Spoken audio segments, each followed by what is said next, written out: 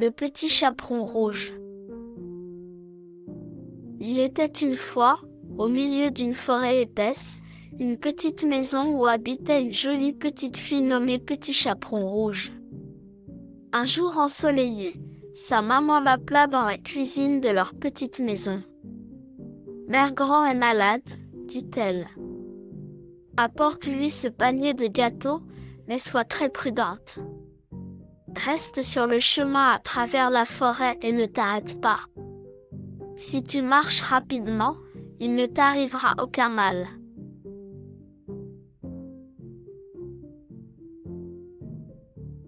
Ne t'inquiète pas, dit-elle, je courais jusque chez grand-mère sans m'arrêter. Petit Chaperon Rouge embrassa sa maman et s'en alla. La petite fille commença son long voyage à travers la forêt. Mais elle oublia bien vite les sages paroles de sa mère. Elle vit un massif de fraises sous un arbre.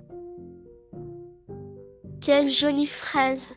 exclama-t-elle, déposant son panier sur le sol. « Elles sont si chouettes, et mûres, et si grosses.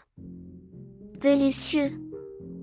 Je vais peut-être juste en prendre une de plus. » Soudain, Petit Chaperon Rouge se souvint de sa maman, de sa promesse, de sa grand-mère et du panier. Elle se dépêcha de retourner vers le chemin. La forêt devint de plus en plus dense.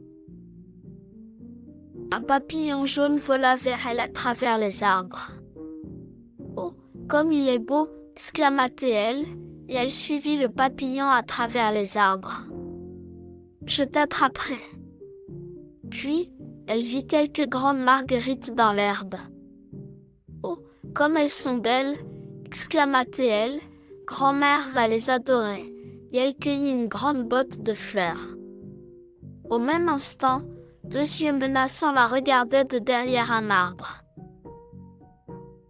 Un bruit étrange dans la forêt fit bondir de frayeur Petit Chaperon Rouge, et son cœur se mit à battre. « Je dois trouver le chemin et m'enfuir d'ici. » Rapidement, Petit Chaperon Rouge courut et retrouva enfin le chemin. Mais alors qu'elle commençait à se relaxer, elle entendit un autre bruit étrange derrière elle. Une très grosse voix lui dit « Bonjour, petite fille.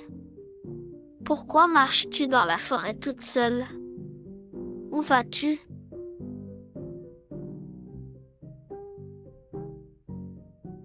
« J'apporte quelques gâteaux à ma grand-mère. Elle vit au bout de ce chemin, dit Petit Chaperon Rouge avec une toute petite voix. « Est-ce que ta grand-mère vit seule ?» demanda le loup, car c'était le grand méchant loup à qui elle parlait. « Oh oui, répondit-elle.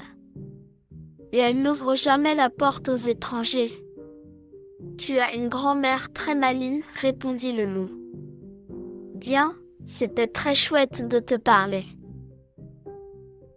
Peut-être nous rencontrerons-nous encore. » Le loup s'en alla, pensant, « Je vais d'abord manger la grand-mère, et j'attendrai que la petite fille arrive. » Le loup arriva au bout du chemin où se tenait la petite maison. Toc, toc. Le loup frappa à la porte. « Qui est là ?» appela grand-mère depuis son lit. « C'est moi, Petit Chaperon Rouge. Je t'ai apporté des gâteaux parce que tu es malade, répondit le loup, essayant de cacher au mieux sa grosse voix de loup. Oh, c'est merveilleux, dit grand-mère. Elle ne remarqua rien d'étrange. Entre. Pauvre grand-mère. En moins de 2 secondes, le loup avait bondi à travers la chambre et avalé la vieille dame. Gloup. Puis, le loup enfila la robe et le chapeau de grand-mère et se glissa dans le lit. Bientôt, Petit Chaperon Rouge frappa à la porte. « Grand-mère, c'est moi. Puis-je entrer ?» Le loup essaya d'imiter la petite voix de grand-mère et répondit « Bonjour ma chérie. Entre. » que tu as une grosse voix, grand-mère, dit la petite fille, en surprise. C'est pour mieux te saluer, ma chérie, dit le loup. Et que tu as de grands yeux, grand-mère. C'est pour mieux te voir, ma chérie.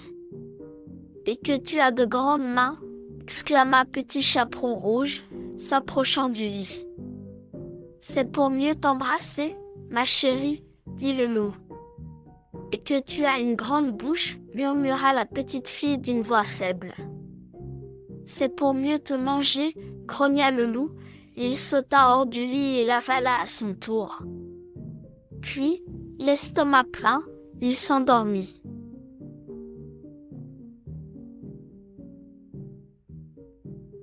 À ce moment, un chasseur sortit de la forêt. Il vit la maison et décida de s'arrêter et de demander un verre d'eau. Il cherchait un grand loup qui terrorisait le village. Le chasseur entendit un sifflement étrange à l'intérieur de la maison.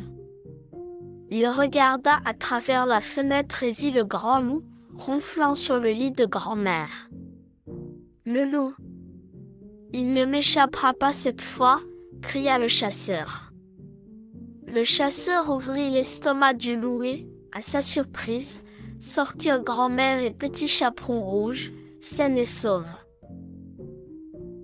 Oh, merci, dit la vieille dame.